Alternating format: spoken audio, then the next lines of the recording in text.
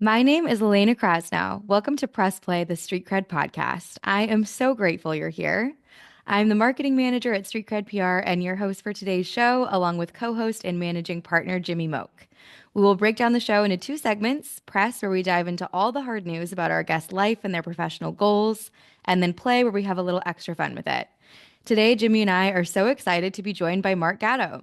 To give our listeners a little more background on Mark, he is the co-founder and co-CEO of CION Investments Corporation, a leading alternative investment solutions platform, and serves on its investment committee. He is also a director, co-CEO, and investment allocation committee member of CION Ares Diversified Credit Fund. Mark has been with CION for almost 25 years and has served in numerous leadership positions during that time, including Executive Vice President, Chief Acquisitions Officer, EVP of Business Development, VP of Marketing, and Associate General Counsel. Previously, Mark was an executive for a leading international product development and marketing company. He has also worked as an attorney in a private practice. Mark received an MBA from the W. Paul Stillman School of Business at Seton Hall University, a JD from Seton Hall University School of Law, and a BS from Montclair State University. Mark, welcome to the show. Thank you so much, Elaine and Jimmy. It's great to be on your show.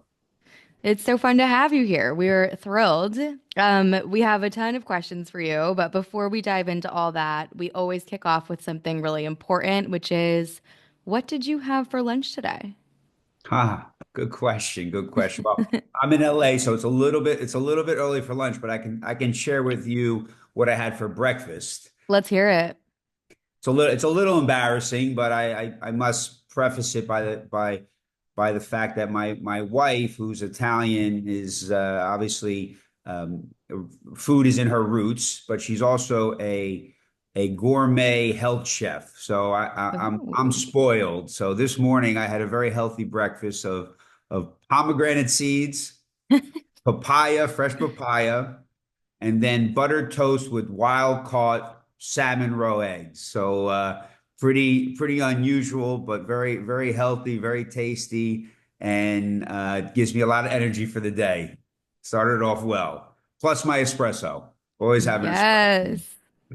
Mark, it sounds like we are going out to breakfast and like having like a nice sit down meal. This is not something that our other guests would ever bring up as to what's being served at home. So I get kudos I to get I get you. this at home every morning, lunch and dinner. So I'm Oh lucky. my And gosh. I'd be remiss not to give my wife a plug with her business, Green Candy Life. Check out her social, and you'll salivate when you see some of the meals that I'm able to enjoy. Oh my goodness. You are lucky. I will definitely check her out. Going to be my next follow on Instagram. And I'll also tell Jason and Annie, my partner and his wife in LA, to make sure they're following too if they aren't already. Oh Absolutely. yeah. Annie will be super into I that think they I, too. thi- I think they may be, but certainly remind them. You got it. Yes. Yeah, you guys have probably all hung out in LA. Yeah, absolutely, absolutely. Love it. Well, let's dive in, Mark. You are someone who has lived many professional lives, as stated in your bio. You've been an attorney, an entrepreneur, and now an executive at CION Investments. Just tell us a little bit about your journey and what led you to your current role at CION. Okay, well, it was definitely a journey, and I know we have limited time here, so I'll try to condense it into something that's digestible for the audience. I started my career many years ago. I kind of wanted to either when I was finishing up school, I was doing the JD MBA program that you mentioned on the outset of the show. Right. I tell the story that I either at the time, and this probably dates me as well, is I either wanted to be Gordon Gekko or Jerry Maguire. So I wanted to either be in investment banking or some sort of sports agent, and I'm sort of fortunate I got to experience both of those careers. And after graduating school, I practiced law for a little bit, and I really wanted to give a shot at the sports business, and I was fortunate enough to land a job with the Topps company, which is the baseball card company, and I was Cool. direct licensing for them And this occurred kind of after a short stint at the predecessor to CION. It was called ICON Capital at the time. So I started at ICON Capital as a lawyer. I left after a brief period of time to pursue my career in sports. I did that for a number of years, probably about 3 or 4 years. And then I left and I started my own business in sports. So I also had the entrepreneurial bug. I started a firm that focused on helping businesses do business in sports. So we did a lot of licensing. We did some PR for some clients. We did endorsement deals and player appearances and all that good stuff. And it was really a great experience for me. I was probably early 30s at the time, late 20s, early 30s. So it was a really exciting industry to be around the athletes and celebrities and being at all the big events, the Super Bowls and things of that nature.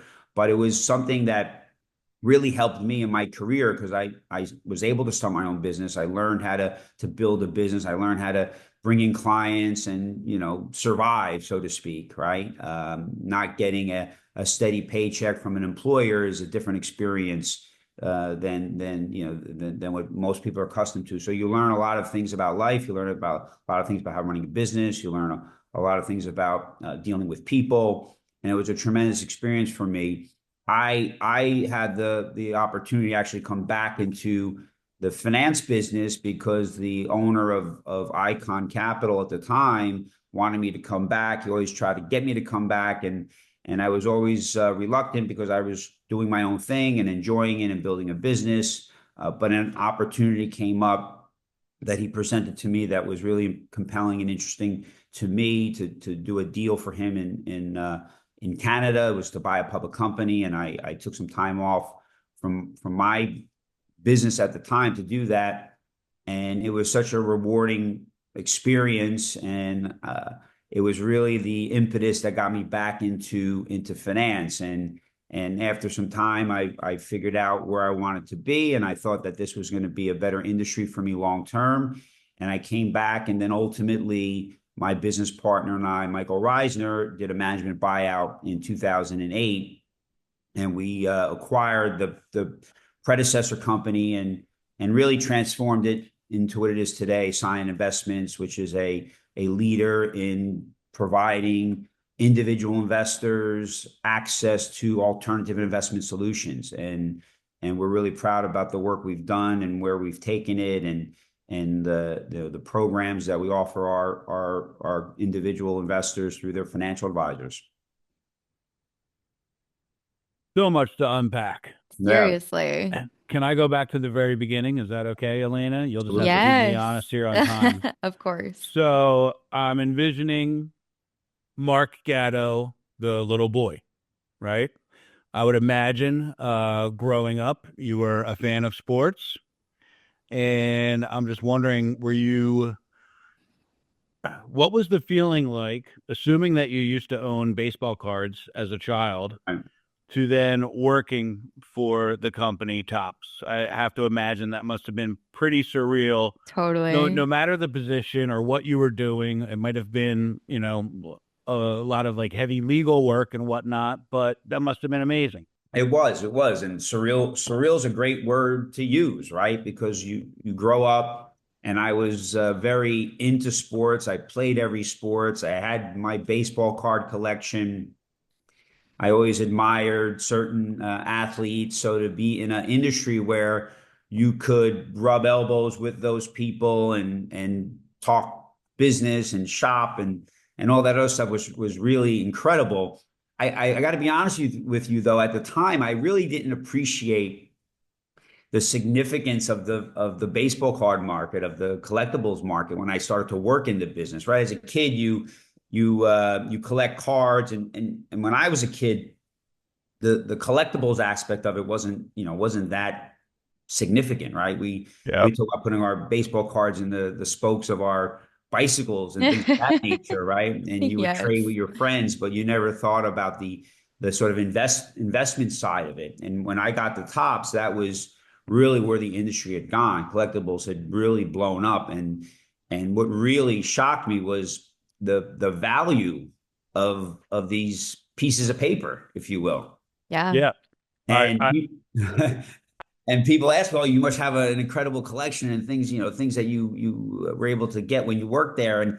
And I had nothing. And because I would have these cards on my desk that were worth thousands of dollars, but I couldn't translate the value. And I never really collected anything or took advantage of that situation. I would maybe get some cards or some collectibles for a cousin of mine or nephew of mine or something like that, but it was not something that I really appreciated at the time. And a funny story, there was a player, maybe you remember him, our audience remembers Ichiro Suzuki, and he played for the Mariners. He was the first real famous Japanese player to come to America. And a long story short, the way Topps does business, they have to get a contract signed by each of the individuals before you put them on a card. And we had failed to get a contract signed with Ichiro. And we went to print on his rookie card, which, at the time, he was the hottest thing to ever be a rookie. Yes. And it was really a significant milestone in baseball. And we went to print on these Ichiro Suzuki cards that were going for thousands of dollars in the pre-market because it was such a rare card, and we didn't have the permission to do it. So I had these stack of Ichiro Suzuki cards on my desk that we had to hold because we couldn't distribute them.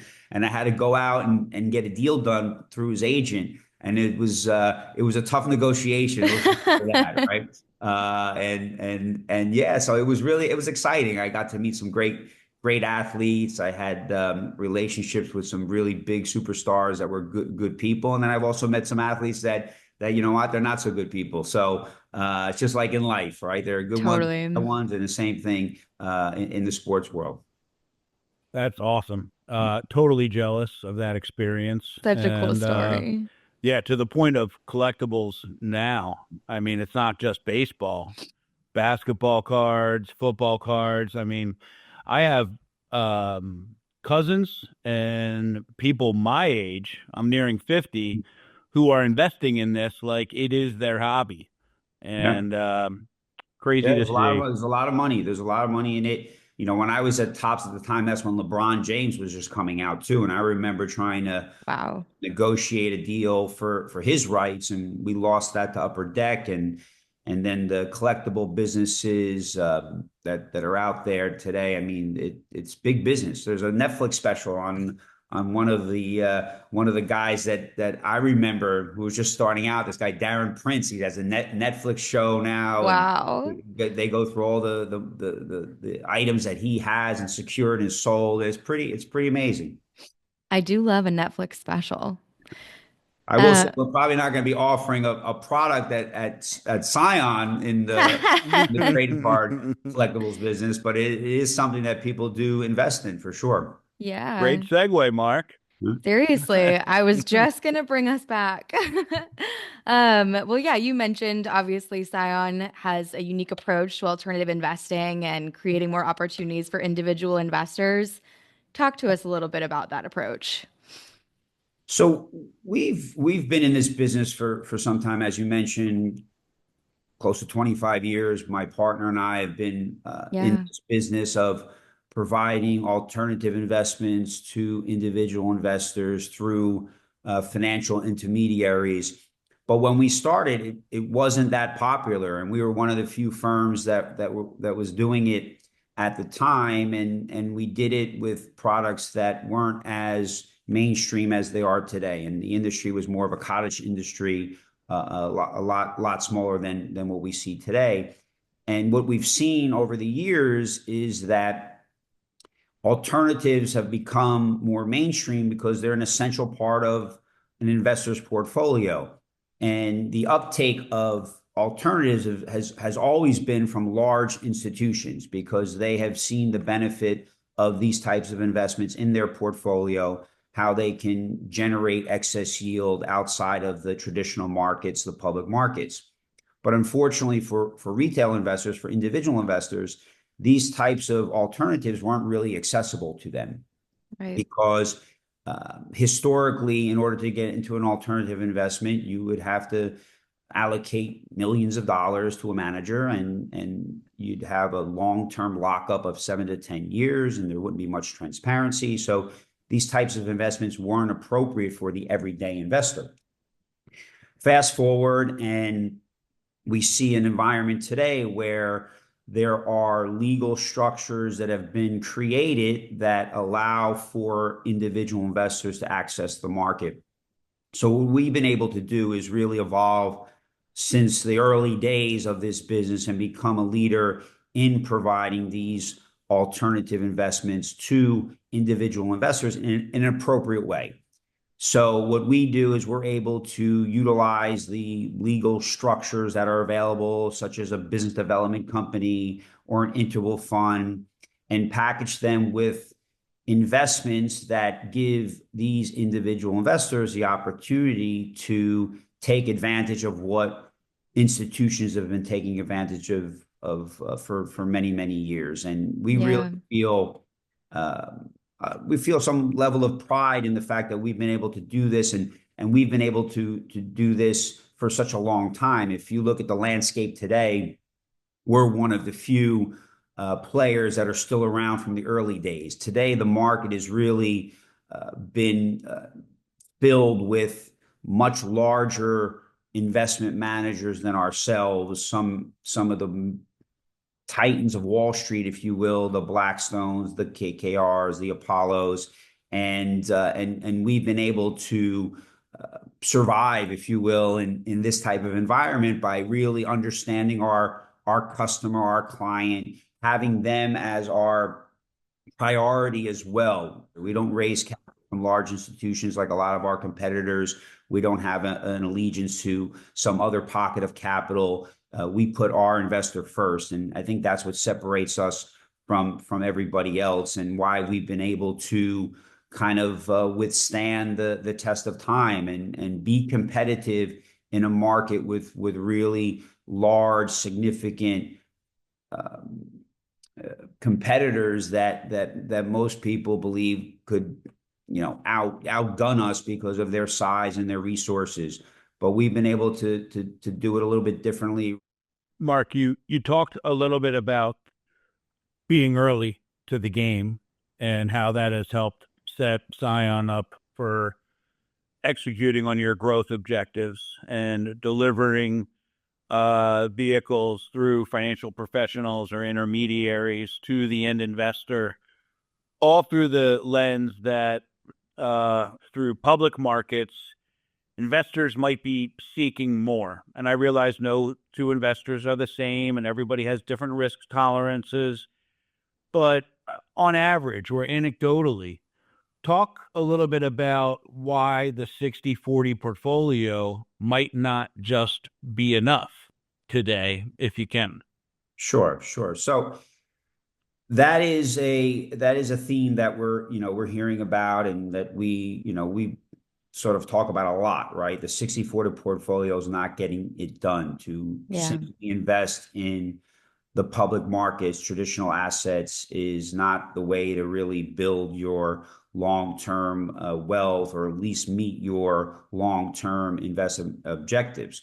So what I said earlier was that institutions have been accessing alternatives for many, many years because they typically outperform the public markets, and there's reasons for that, right? When you invest in the public markets, they're liquid. And in order to provide that liquidity, you sacrifice, in many instances, you sacrifice some return. But if you can invest in illiquid assets, which most alternative investments are investing in, well, then maybe you can get that premium yield that you need to outperform the markets. And if you look at the fixed income side, especially, traditional fixed income has not been performing to historical levels. We've gone through a very, very long run of low interest rates. Yeah. And obviously those interest rates were, close to zero in some instances. So you can't get the return that you historically could from traditional fixed income. So investors needed to turn to something else. And that's where alternative credit, alternative income, alternative investments have really flourished. And if you look at the public stock market, while returns have been pretty good, there's no doubt about that. There's a lot of volatility associated with that, right? And that volatility creates bad decision making. And if you pull your money out at the wrong time and you panic at the wrong time, you may miss the opportunity. And for most investors, especially individual investors, that's not a great way to manage your capital. So with alternatives in a portfolio, an allocation to alternatives, you can sort of achieve two things. Is one, you can drive additional yield in your portfolio by investing in illiquid assets, and you can eliminate some of that volatility, or at least reduce that volatility. You can't eliminate it completely, but you can reduce it greatly, because the illiquid assets don't trade. They don't move on a daily basis, whereby you're seeing market prices go up and down. And typically, those assets are held at what we would call their true net asset value, as opposed to a market value, which could be predicated on technical issues in the marketplace, could be predicated on just the investor's psychology at that time. And prices can fluctuate at a pace that aren't necessarily tied to their underlying value. So with an allocation towards alternatives in your portfolio, again, you can reduce that effect.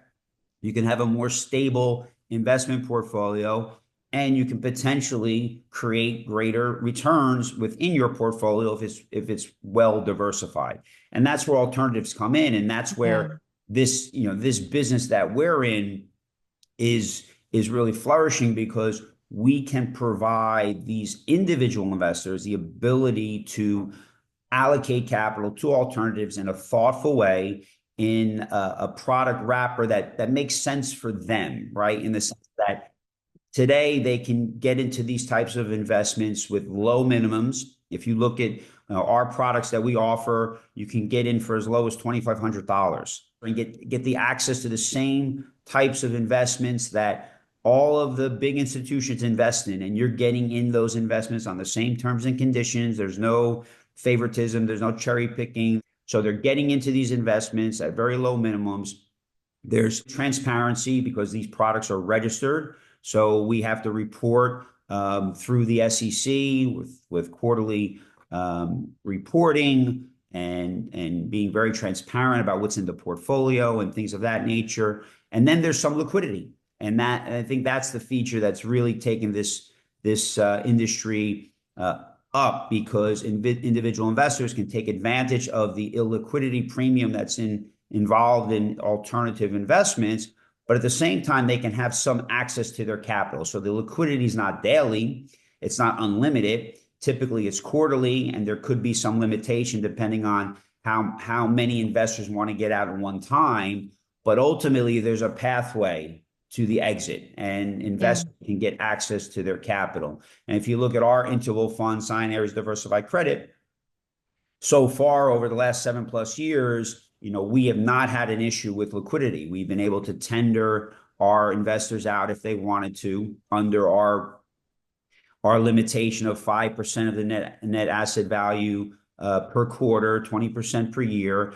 And they've been able to get their money out if they wanted to. But if there was a very dislocated market and everybody wanted to get out, we believe that 5%, that governor on liquidity, really protects investors from making a bad decision, or a quick decision to get out of an investment vehicle when the market's down, only to realize that if they had stayed in, they would have gotten their money back and then some. So we believe it's just a great thing for investors to have access to. Obviously, they need to talk to their financial advisors and understand the appropriateness of these types of investments for them as individuals. But we do think that having that opportunity, having that access, is what's really changing the game and leveling the playing field for individual investors. Because it gives them the chance to invest alongside those major institutions, but at the same time, as it relates to the 60 and maybe 30 or whatever the number might be of their portfolio, they're not going to become a victim to themselves or herd mentality because of that governor that you talked about in terms of the interval fund structure. That's awesome. And we've seen that if you look at COVID recently, where asset prices fell off a cliff.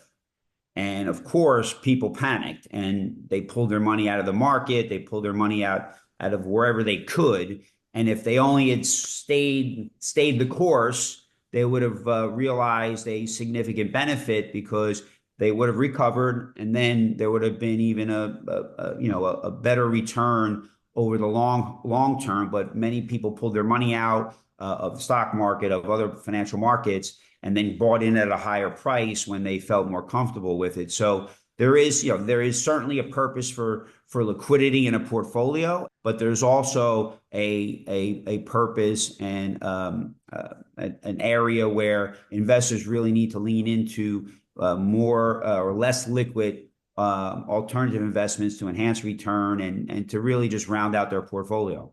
Yeah. I'll just leave it at this. If I were able to master the ability of market timing, Mark, I would not be in PR. Talking to each other today, for sure. Yeah. Well, I'm going to bring us a little bit to what's happened recently with CION. We're aware of a recent partnership with GCM Grosvenor, hope I'm saying that right, which is a global alternative asset management solutions provider with approximately $80 billion in assets. Can you tell our listeners a little bit about that and why infrastructure is such a compelling investment opportunity? Certainly. So we as a firm have taken the position that we are really good at manufacturing alternative investments for individuals, and we are really good at marketing and distributing them to financial advisors. And although we have our own investment professional group and team that manage our publicly listed BDC CION Investment Corp, we took the approach of partnering with best-in-class asset managers that really excel at a specific strategy. And we did that with our interval fund, CION Ares Diversified Credit, where we partnered with Ares, one of the best credit managers in the world. And we've had success in that approach where that fund has over $6 billion of AUM, and we're one of the leading credit interval funds in the marketplace. And we did the same thing with Grosvenor. We approached Grosvenor on the basis that they were very good at infrastructure investing. And we felt that there was an opportunity to bring to market an infrastructure fund to our financial advisors and their clients because we felt that it was a very compelling asset class. It was something that was underrepresented in the alternative investment space, specifically with respect to the retail community. And we did just that. We married Grosvenor's specifically with an infrastructure, with CION's ability to create alternative investments and distribute them. And we're really excited about the partnership. We're really excited about the asset class. We think that infrastructure is a growing asset class. It's something that individual investors should have exposure to within their portfolio. And given the dynamics, we think that there's a very long runway here for investors to capitalize on the growth of infrastructure investing that's going to happen over the next 10 to 30 years.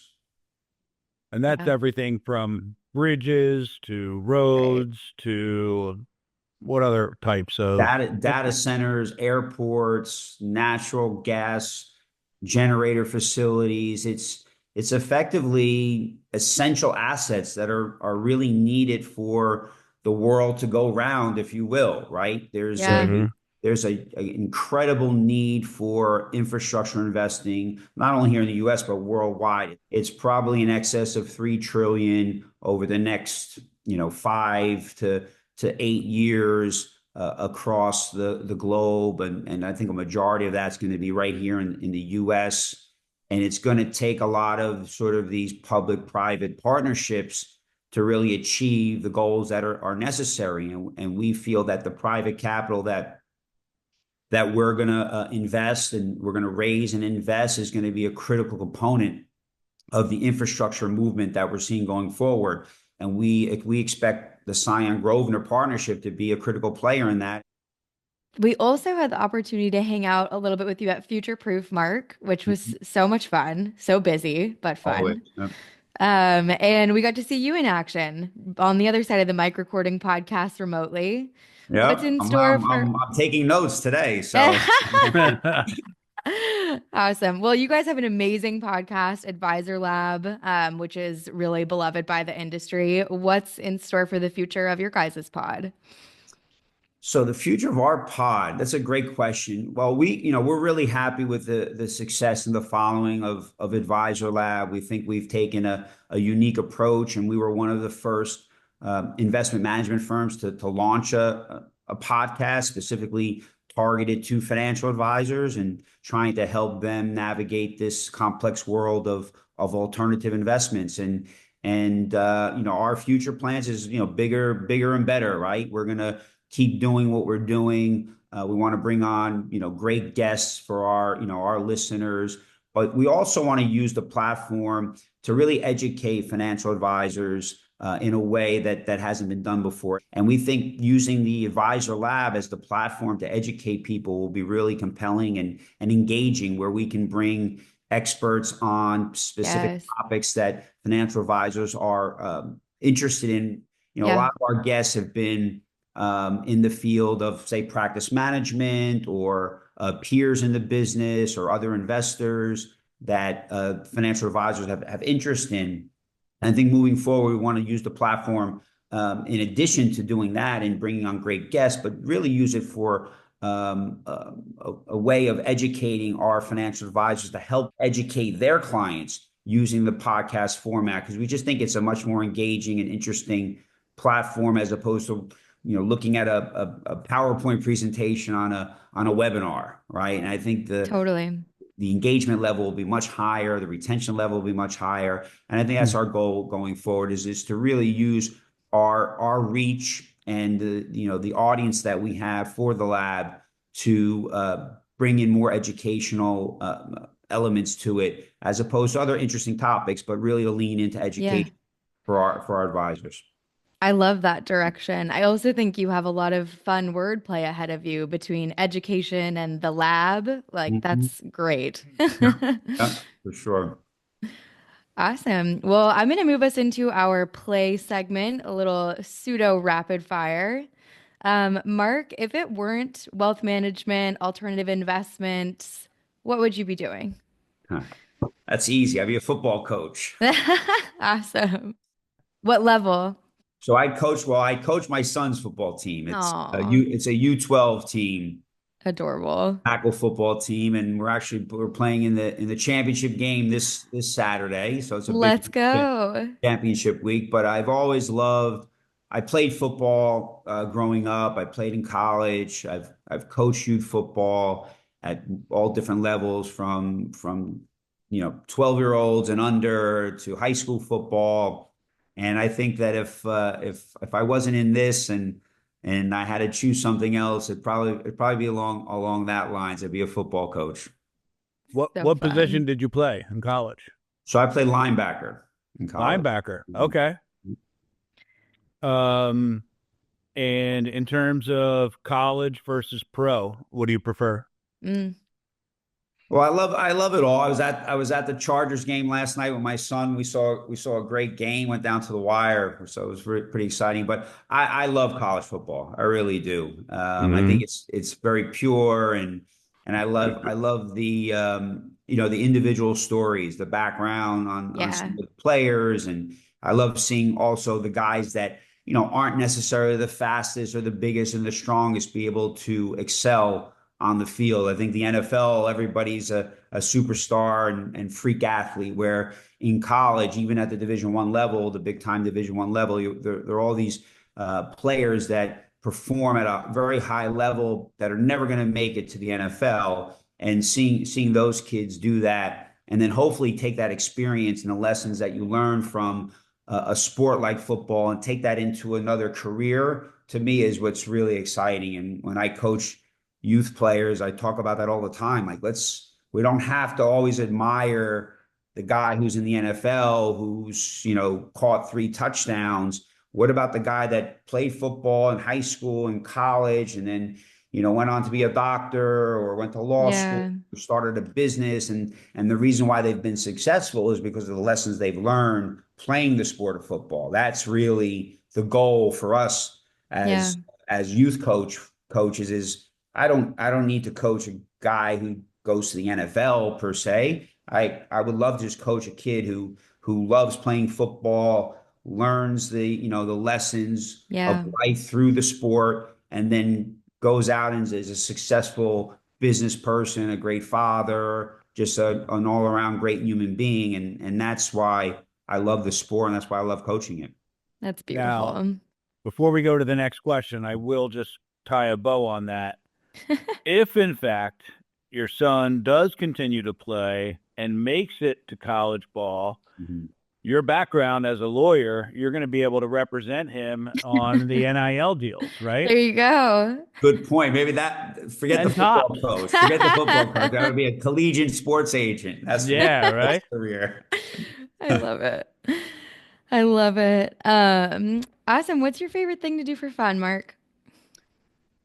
So my favorite thing to do right now is really just to follow my children's sports careers, right? They're all athletes. I was just So in fun. Arizona at a soccer tournament for my daughter. She plays on a 2008 girls competitive soccer team. So we were out there for a tournament. My other daughter's a volleyball player, and we're following her all around. Obviously, my son plays Fun. football, so that takes up a lot of my time. So I have to enjoy it, and again, I love sports, so that is fun for me. But listen, I love spending time with my family. We get to travel a lot. My wife, as I mentioned earlier, my wife's from Italy, so we get to go to Italy often, and we do that in the Amazing. summer for an extended period. So I love that. That is fun for me to just kind of plant my flag in Italy and live there for a month and take in the culture. Um, I love going out to dinner, good restaurants, drinking good wine. I'm building a wine collection right now, so Oh, things. So there's a lot of things going on that I try to do, but most of it focuses around family for sure. Love it. amazing. Yeah, that's awesome. Maybe you and Jason can compare wine collections someday if you haven't already. Yeah, I'm sure he told you about his first job, right? Of Yeah. Yeah, managing the absolutely. wine Yeah. shop in Jersey. Yes. Yeah. Yes. Perfect. Awesome. Well, Mark, we like to close the show with a moment of gratitude. Just give you the opportunity to shout out someone in the industry you admire, someone in your life, someone who you think might be listening today.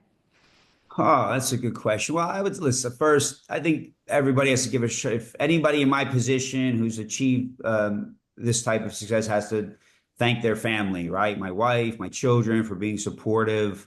So I Yeah. think that's first and foremost. But I would also say my business partner, Michael Reisner, right? We've been business partners for over 20 years. We've held the co-CEO title for most of that time, and a lot of people always question can it work? Can you have co-CEOs? And I think I'm here, and if he was here with me, we would say you can, right? You Yeah. can, and it can work, and it really works well for us. So I think having that strong partnership and with Michael is what's really been able to allow CION to be successful and still be around in a very, very competitive landscape. So I would give him a shout of gratitude.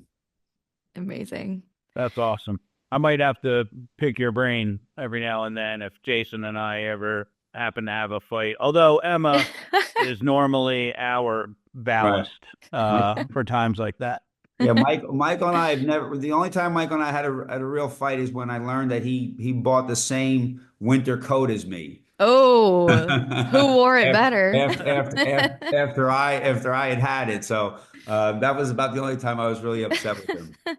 You guys should do a social media post about who wore it better, and Yeah.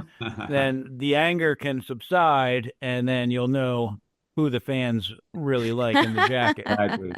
Exactly. One of you won't be wearing the jacket after that, for sure. Well, I told him, so now that I live in Los Angeles, whenever I come to New York in the wintertime, I tell him that coat's got to go in your closet, doesn't come out when I'm visiting. Hilarious. Wonderful. Well, Mark, thank you so much for joining us. To our listeners, we hope that you learned something new and really enjoyed hearing Mark's story. Be sure to write us via email at pressplay@streetcredpr.com to tell us what you think, ask us any questions, suggest any guests, or even just to tell us what you had for lunch or breakfast today. Thanks again for tuning in, and we can't wait to introduce you to our next guest.